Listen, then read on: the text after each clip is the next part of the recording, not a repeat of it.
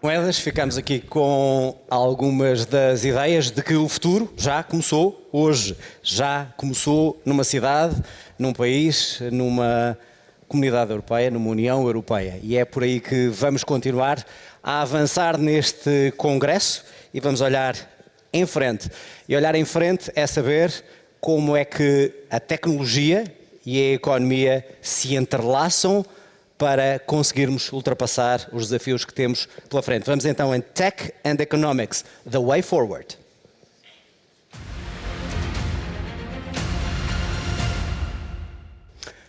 Muito bem, já aqui dissemos várias vezes, o futuro é incerto. Eu recordo-me que há um ano, bem-vindos, bom dia.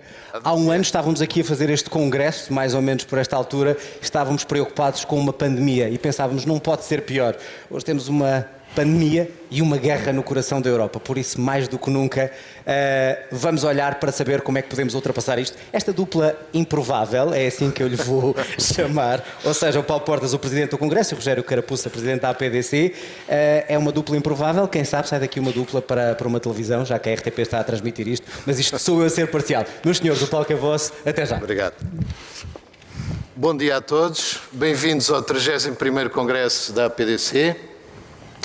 Quero agradecer ao Dr. Paulo Portas por ser o Presidente do nosso Congresso e gostávamos de mostrar uns slides, vamos ver se eles aparecem, para vos mostrar como é que o nosso setor influenciou o mundo, o que é que tem acontecido no nosso setor e começo eu.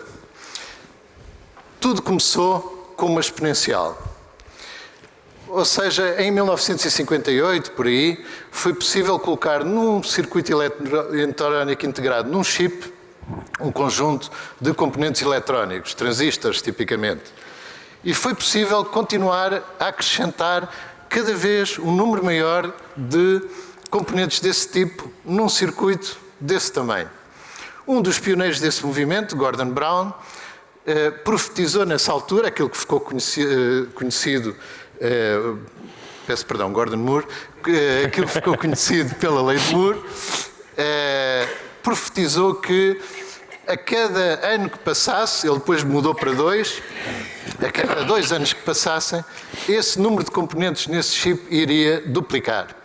Isso criou uma exponencial.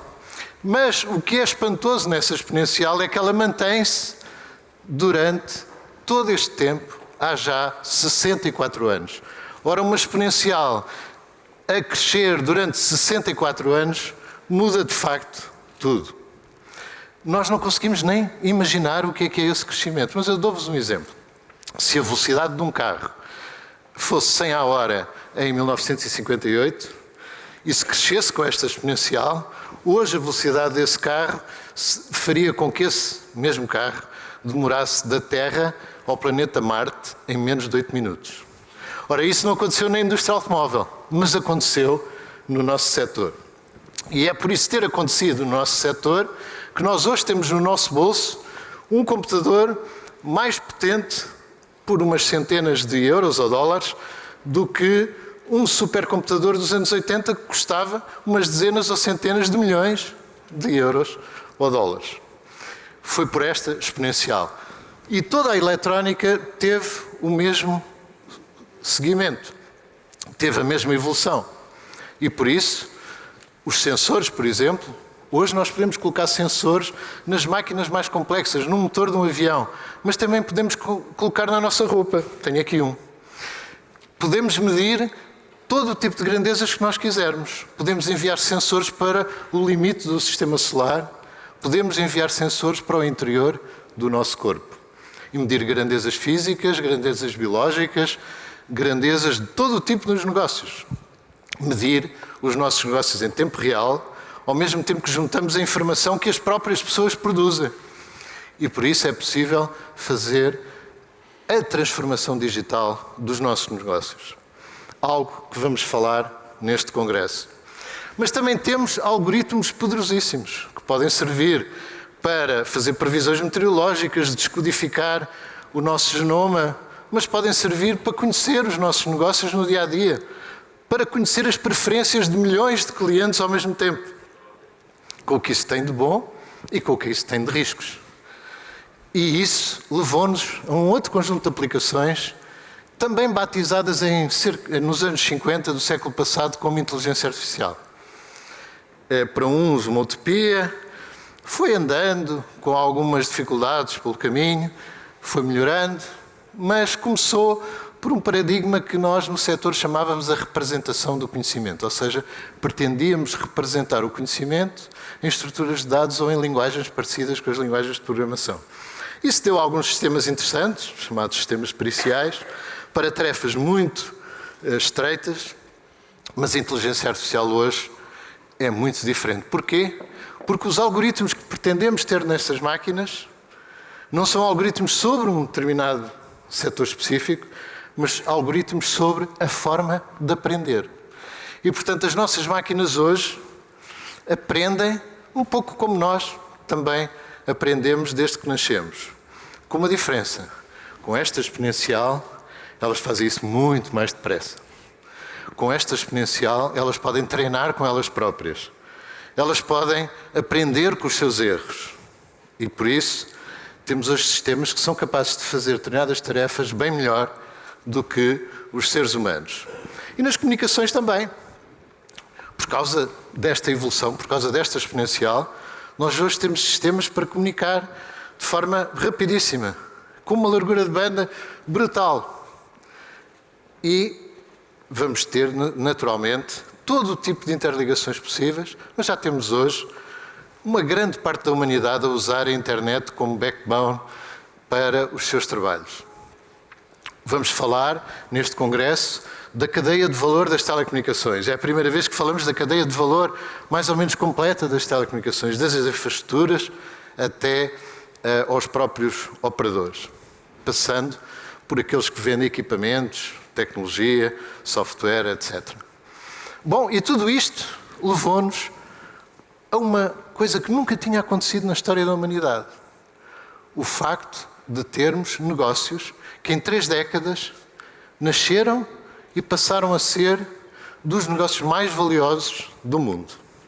Estou-vos a falar do chamado negócio de plataforma. O negócio de plataforma, ou, como dizem os economistas, de intermediação, é um negócio que já existe há muitos séculos. Existia na Idade Média. Os mercados eram negócios de plataforma. No início nem eram negócios, eram sítios onde as pessoas iam vender coisas para outros comprar. Mas depois começaram a aparecer os operadores desse negócio. E, portanto, os negócios de plataforma desenvolveram-se. Mas tinham um problema. Eram negócios locais. Ou seja, para ir à plataforma, eu tinha que ir àquele sítio da cidade, àquela praça da cidade. Mas isso teve a sua importância no desenvolvimento do comércio.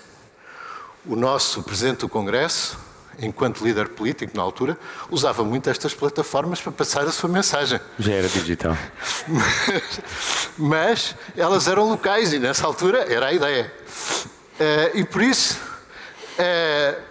elas tiveram a sua evolução. O centro comercial de hoje em dia é um negócio de plataforma, mais moderno, mais diversificado, mas um negócio de plataforma. Mas foram as tecnologias de informação que transformaram radicalmente o negócio de plataforma. Porquê? Porque as libertaram do local. O primeiro desses movimentos chama-se cartão de crédito, também da década de 50. O cartão de crédito e a tecnologia por trás do nosso setor para ajudar a processar as transações fez com que eu já não precisava de ir àquele mercado para comprar localmente. Eu podia comprar em qualquer loja do mundo. E isso transformou as plataformas. Mais tarde, o dispositivo móvel, já não precisávamos sequer de ir a loja nenhuma. Podíamos comprar a partir de casa, a partir de um sítio qualquer. E, portanto, estas plataformas passaram a ser verdadeiramente globais e passaram a crescer com uma outra exponencial, chamada Lei de Metcalfe, que diz que o valor de uma rede vale o quadrado do número de nós. Portanto, uma exponencial muito mais rápida, montada em cima desta primeira exponencial que vimos. E é por isso que, de um momento para o outro, nós passamos a ter empresas muito valiosas, empresas que valem tanto como a economia dos países. Fizemos aqui uma comparação que nos parece razoavelmente justa, que é, comparamos a economia dos países medida pelo seu GDP com a capitalização bolsista das empresas. Porquê com a contabilização bolsista das empresas e não com o volume de negócios? Porque os países têm dívida e as empresas normalmente deste tipo têm cash, muito cash, de onde achamos razoável que os países tenham um múltiplo de 1, como a gente costuma dizer, ou seja, valham as suas vendas, enquanto que as empresas valem aquilo que as pessoas pagam por elas no mercado, a sua capitalização bolsista. E então temos aqui as 4 maiores economias do mundo, Estados Unidos, China, Japão, Alemanha, e depois temos um país chamado Apple, outro chamado Microsoft, outro chamado Google, outro Amazon. Depois colocamos aqui a Espanha, por ser próximo de nós, e a Rússia, para que não nos esqueçamos que é uma economia do tamanho da Espanha. Por acaso tem armas nucleares, mas é uma economia do tamanho da Espanha. E depois temos Portugal. Nós precisamos mais ou menos 12 economias portuguesas para fazer o país Apple. E por isso, isto transformou o mundo. E um dos primeiros sinais de que isso estava a acontecer é que, em 2017, a Dinamarca nomeou um embaixador junto das empresas digitais. O embaixador que era o embaixador na Indonésia. Porque, dizia o Ministro dos Negócios Estrangeiros da Dinamarca, a interação com as empresas digitais valia mais para a Dinamarca do que a maior parte dos países do mundo. E como o nosso Congresso vai falar também do presente, não só vamos falar dos negócios de plataforma, mas vamos falar também da terceira fase da internet, a chamada Web 3.0, onde é possível fazer várias coisas, pesquisas semânticas, etc. Mas um aspecto que tem o seu quê de económico, mas também o seu quê de político,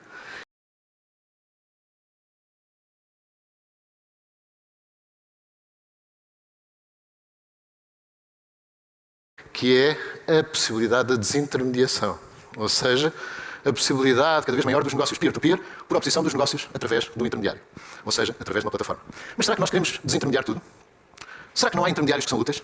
Os jornalistas, por exemplo, estou a olhar ali para o João Adelino Faria e para a Cristina Esteves, a quem agradeço a participação no nosso congresso. A função do jornalista é uma função de intermediário. É um intermediário especializado entre os factos e o leitor, ou o espectador. Por isso, será que a gente se quer livrar de todos os intermediários? Bom, vamos discutir isso no nosso congresso. E vamos discutir, Paulo, também o futuro da democracia. Parece-me que também vamos discutir isso no Twitter. If there is an editor. Muito bom dia a todos, obrigado, Rogério. Muito obrigado pelo convite para ser esta edição, para ser presidente do Congresso nesta edição. E bem-vindos àquele que é, desde 2019, o primeiro evento desta grande associação, no sentido do que ela representa na economia portuguesa, essencialmente presencial. O híbrido sempre cá esteve, a diferença é que agora estão mais pessoas, e ainda bem. O meu contributo para esta reflexão tem a ver, antes de tudo mais, com algumas... Nós estamos a sair de uma...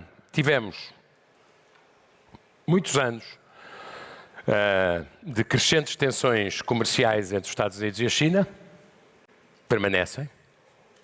Dava um bocadinho de ajuda à inflação que as tarifas protecionistas fossem eliminadas temporariamente.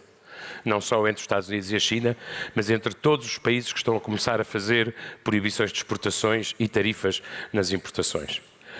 Mas, dito isto, que eram parênteses, nós vivemos anos de tensão crescente entre a potência incumbente e a potência desafiante. Depois tivemos a pandemia, agora a guerra, e há muitos analistas de relações internacionais e há muitos economistas credíveis que dizem que a consequência provável de tudo isto é nós vivermos não um tempo de mais globalização, mas um tempo de maior fragmentação. Isso, que parece uma expressão quase clínica, tem enormes consequências económicas e não são necessariamente as melhores. A Organização Mundial de Comércio, com alguma melancolia, prevê que, se isso acontecer, nós perderemos qualquer coisa como 5% do PIB global. Se os países cederem à tentação de se fecharem sobre si próprios e, sobretudo, se em vez de termos relações geoeconómicas, passarmos a ter relações económicas baseadas estritamente na geopolítica. É aquilo que parece estar de volta, é a subordinação das relações geoeconómicas, outra vez a blocos geopolíticos, como aqueles que nós estamos a ver que existem. Mas há aqui um pequeno detalhe que eu acho que é interessante, parece um detalhe, nem sempre é separado como deve ser, é que o que acontece à globalização não acontece necessariamente à digitalização. Não.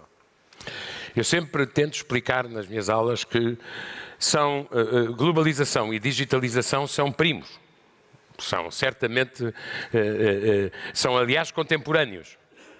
Mas são vidas paralelas que não se cruzam necessariamente. É possível que o mundo decida fazer uma certa pausa na globalização do comércio. Isso depois tem uma consequência sobre o investimento, como é evidente. Mas eu não estou a ver o mundo ou qualquer parlamento de qualquer país do mundo, mesmo os mais exóticos, decidirem que acabou a inovação ou proibir a inovação. E, portanto, a digitalização fará o seu caminho, independentemente do que aconteça à globalização. E a pausa na globalização também não será demasiado longa, pela simples razão de que os países, se decidirem fechar-se ou fragmentar os mercados, a consequência é que vão empobrecer. E é médio. E depois haverá, como sempre, o reequilíbrio das coisas e os países, os governos, as opiniões públicas, as sociedades vão querer crescer e vão querer crescer mais. Não vejo como é que isso se faz sem comprar e vender. É muito interessante porque, portanto, este primeiro ponto de que, mesmo que venha a haver uma pausa na globalização ou a chamada fragmentação, e, portanto, a regionalização da globalização, se quiserem, muito obediente a blocos políticos. Eu acho que o caminho da digitalização globalizará os serviços, independentemente da vontade política. Esse é um primeiro ponto. E uma das razões pelas quais isso acontece, eu não faço a pergunta filosófica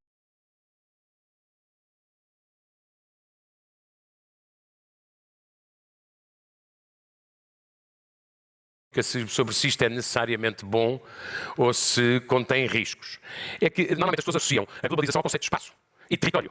O meu mercado passou a ser o mundo, certo? Mas há outra coisa que veio com a digitalização, é a noção de tempo. E, como disse o José Carlos Moedas, com o seu cosmopolitismo muito útil a esta cidade, nós vivemos, para bem e para mal, na civilização do agora. A civilização do agora tem um problema. Há um déficit de memória e há uma distração quanto ao longo prazo. É difícil a gente saber de onde é que vem e é difícil a gente tentar entender o que acontecerá, não amanhã de manhã, mas daqui a 10 anos, amanhã de manhã. Mas seja como for, o que eu queria chamar apenas a atenção que as pessoas que acham, as pessoas que já estranham o nível de mudança que a digitalização trouxe, vão ter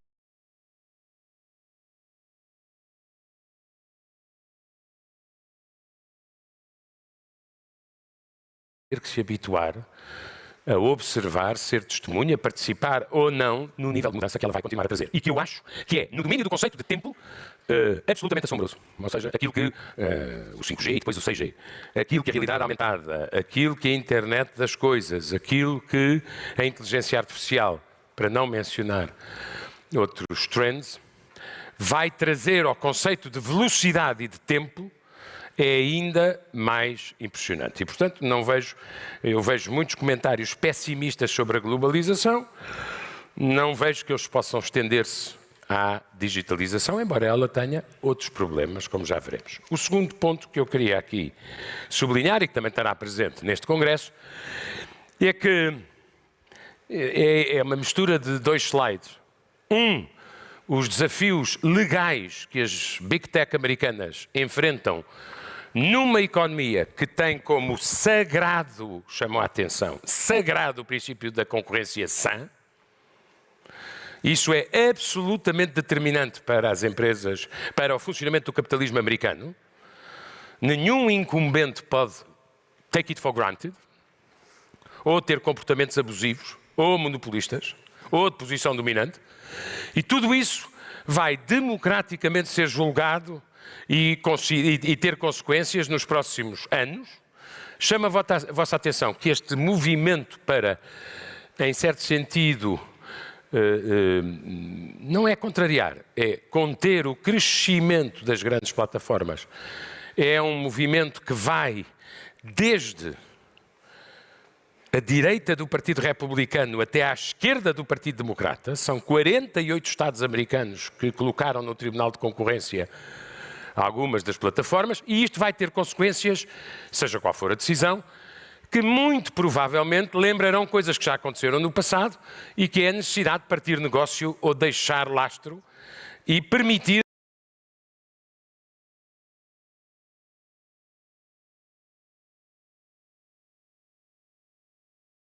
a concorrência, que eu acho absolutamente determinante, é mesmo a melhor coisa da economia de mercado, é a concorrência funcionar. Ou seja, se aparece uma muito boa ideia, se aparece uma muito boa incubação do que será no futuro uma grande plataforma, o incumbente não pode, por simplesmente, usar a lei da força ou a lei do maior para evitar essa concorrência. E, portanto, é muito interessante porque eu acho que há duas coisas que são igualmente verdadeiras. Dirão as pessoas mais à esquerda que devia ter sido, desde o início, muito regulado o mercado das tecnológicas. Eu acho que se o mercado tivesse sido muito regulado desde o início, nós não tínhamos visto a explosão de criatividade, de talento, de inovação e de oferta que nós vimos.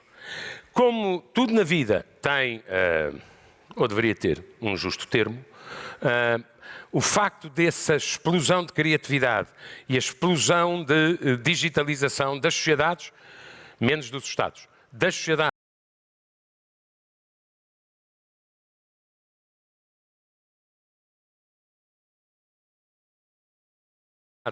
e das oportunidades ter crescido como cresceu, leva a que agora haja uma discussão sobre o que é que nós devemos regular para não perder completamente o controle.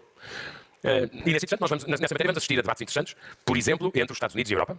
E eu ontem estava a ver um videozinho que agora já circula muito do comissário Thierry Breton com Elon Musk. Não fiquei com a certeza que tivessem o mesmo código de linguagem, mas não se esqueçam de que o que a União Europeia defende na sua legislação digital, relativamente ao problema dos conteúdos, neste tipo de plataformas, é basicamente o que é ilegal offline, é ilegal online. Como é que isto se transforma em modelo e como é que isto não faz perder competitividade à Europa, é uma discussão que vai ser muito interessante. Se repararem bem, não é apenas nos Estados Unidos, se eu puder voltar atrás, exato, isto é o que se passa nos Estados Unidos nos tribunais de concorrência. Ninguém escapa a este juízo sobre a questão da preservação do princípio da concorrência.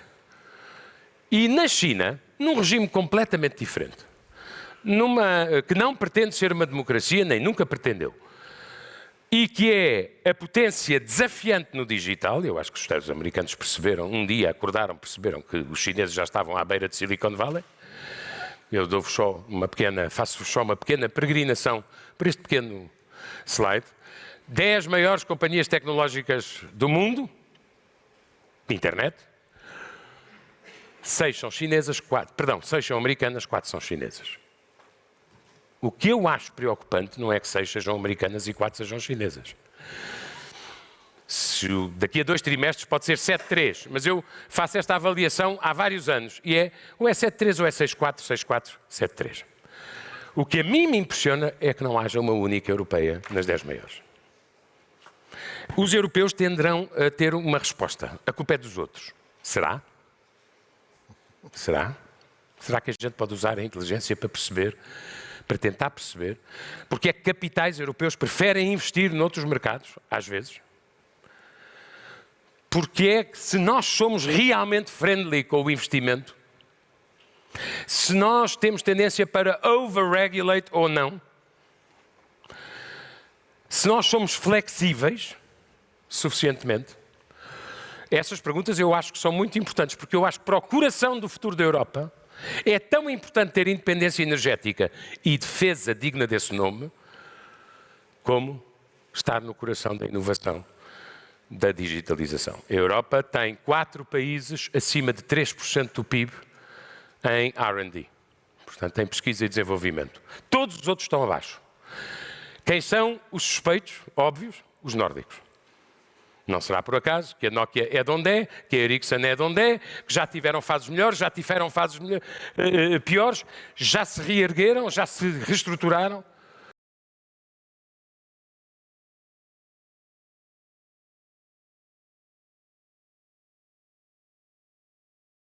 Mas os únicos países da Europa que investem, público e privado, mais de 3% do PIB, nem que seja 0,1%, são os nórdicos e a seguir a Alemanha.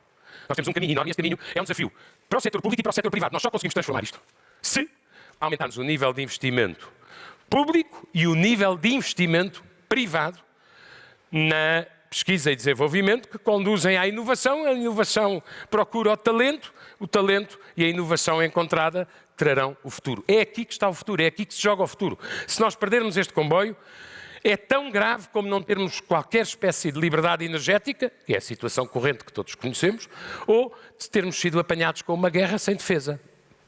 Crédulos naquela ideia, bastante infantil, de que há paz sem defesa.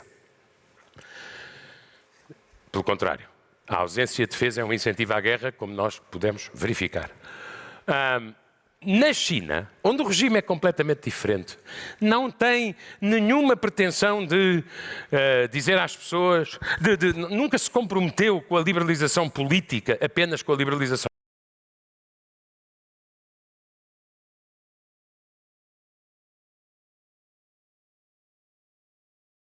económica. Aconteceram num só ano 12 interferências de mercado no domínio das plataformas tecnológicas chinesas. 12.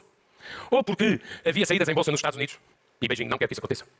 Ou porque alguns dos líderes tecnológicos chineses terão por um momento pensado que estavam em Nova Iorque e não em Xangai, e disseram o que outros não gostaram de ouvir e pagaram por isso. Ou porque há uma tendência ideológica nesta fase mais recente do partido, que é considerar que as tecnológicas podem contribuir para um excesso de desigualdade económica na sociedade chinesa. A invocação em geral é parecida com a americana, anti-monopólio, antitrust, mas vai muito mais longe do que isso, tem a ver com a internacionalização das companhias, com o serviço que elas fazem à sociedade.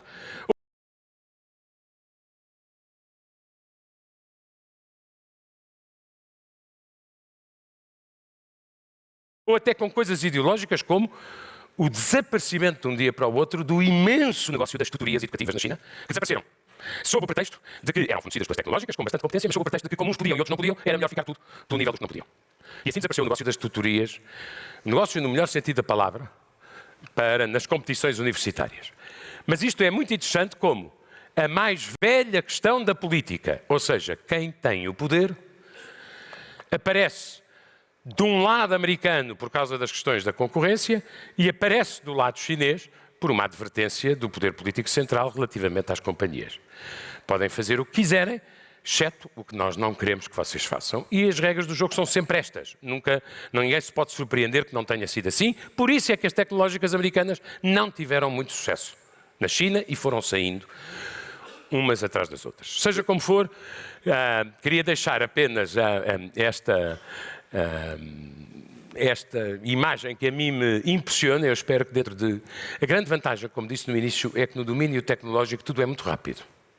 O crescimento é fantástico, as quedas são vertiginosas, e a maravilha deste mundo tecnológico é que uma boa ideia se pode converter num bom negócio muito depressa, com a certeza de que a melhor ideia seguinte já está a ser inventada quando vocês ainda não abriram o negócio. E, portanto, pode ser um slot, uma oportunidade, mas quem cessar a criatividade, quem cessar a busca de melhor, quem não tiver sentido de performance, quem não tiver ambição, será substituído por outro que tem essas qualidades em superávit. E, finalmente, este é aquele dado que eu vos queria deixar sobre o nível de investimento em R&D nos países da OCDE. Eu chamo a vossa atenção que em 2016, ou 17, se não me engano, aconteceu sem ninguém dar por ela, sem haver grandes comentários, a China ultrapassou a Europa. Isso está neste momento a começar a ser corrigido, mas nós já tínhamos um déficit de investimento em R&D, já estávamos atrás, obviamente, de Israel, isto à proporção, como é evidente, ajustado pela dimensão dos países. Mas Israel, Japão, Estados Unidos, China e Europa. Ou pomos o acelerador, ou perdemos ambição. É muito simples. E, finalmente, a última questão que eu queria aqui deixar é que, sendo um mundo tecnológico maravilhoso, sendo um mundo digital extraordinário, ele transformou a natureza da política. E transformou para o bem e também transformou para o mal. Acho que se não tivermos esta noção, não depende das companhias tecnológicas, depende das adições que as pessoas têm relativamente aos produtos que são oferecidos. Mas eu vivi a política antes disto e depois disto. Está aqui a Graça Fonseca, não sei que opinião ela terá, mas fez coisas muito boas e importantes para Portugal, entre as quais o Simplex, não esquecer. Eu gosto de ser justo. Mas eu queria só chamar a vossa atenção para isto, é que eu acho que a natureza da política mudou completamente. E essa discussão vai ser uma discussão filosófica, que vai estar em quase tudo, vai estar na aquisição do Twitter, por exemplo. O que é a liberdade de opinião absoluta, o que é o meu único limite é a lei, como é que eu consigo sindicar a lei, se a autenticidade e a identidade não são propriamente formas abundantes em certos meios. Enfim, tudo isso são questões democráticas a resolver. Eu deixava-vos apenas com uma reflexão um bocadinho melancólica, como diria o engenheiro Amar da Costa, há uma coisa que eu gosto de ver todos os anos, que não é as horas que cada povo passa na internet, isso hoje em dia não há vida profissional sem internet e para além de tudo mais, mas é as horas que cada povo passa nas redes sociais. E em grande medida, redes sociais políticas.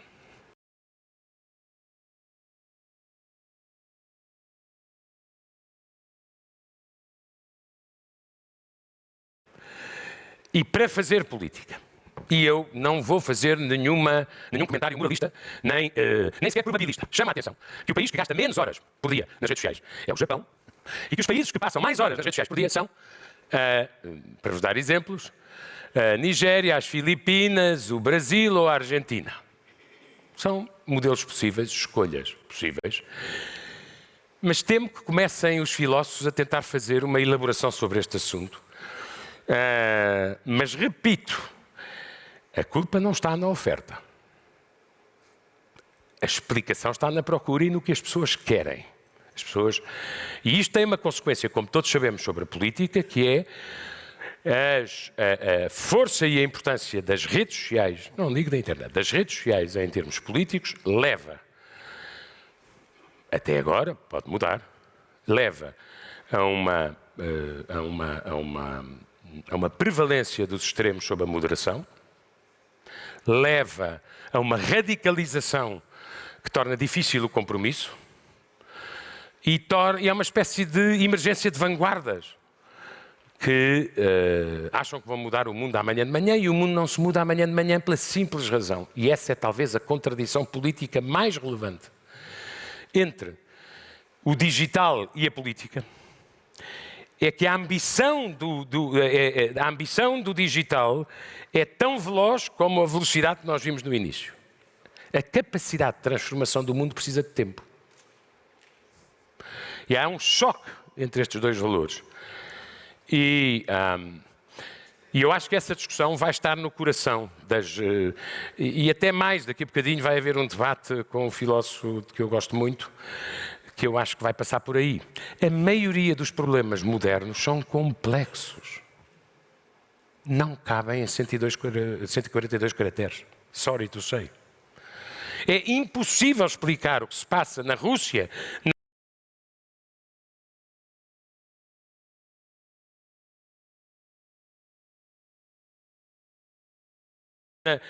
ou na Ucrânia, ou na energia, por exemplo, com simplificações. É muito complexo. E, portanto, a tentação é ter soluções muito facilitistas e muito simplificadas e está tudo arrumado em 3 frases. Sorry, não está.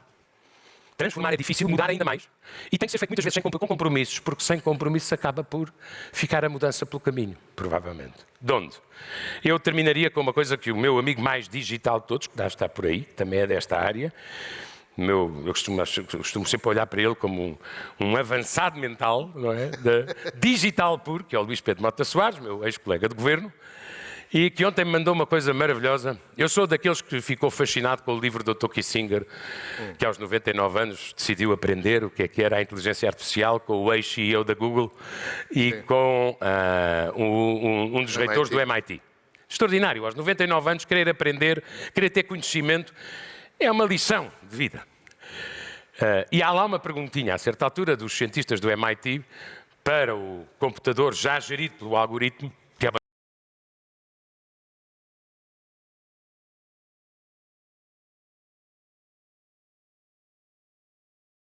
pergunta temível, muito interessante, que é, basicamente, fazem-lhe a pergunta ao computador: mas tu tens moral? Do you have morals? E o computador responde esta coisa extraordinária: não, mas sou capaz de evitar a tua pergunta. E é outra coisa que o Luís Pedro Mota Soares mandou, que eu achei magnífica. É uma velha história. Há sempre o temor com a mudança, com a inovação. Há sempre catastrofismo, cair-nos ao céu em cima, com cada revolução tecnológica. Quando os primeiros passos da eletricidade foram dados, um dos tecnológicos da época foi falar com um dos grandes primeiros-ministros ingleses, Gladstone. Eu gosto mais do Disraeli, mas Gladstone foi um dos grandes primeiros-ministros ingleses, explicar-lhe o que era a eletricidade. E Gladstone ficou com um amassado. Unimpressed. Não percebeu nada do que é que aquilo lhe trazia de útil à vida dele. E ele explicou-lhe, e ele a certa altura disse: está bem, mas porquê é que eu hei de, já com um amassado, porquê é que eu me hei de interessar por isso que está a dizer? E ele respondeu: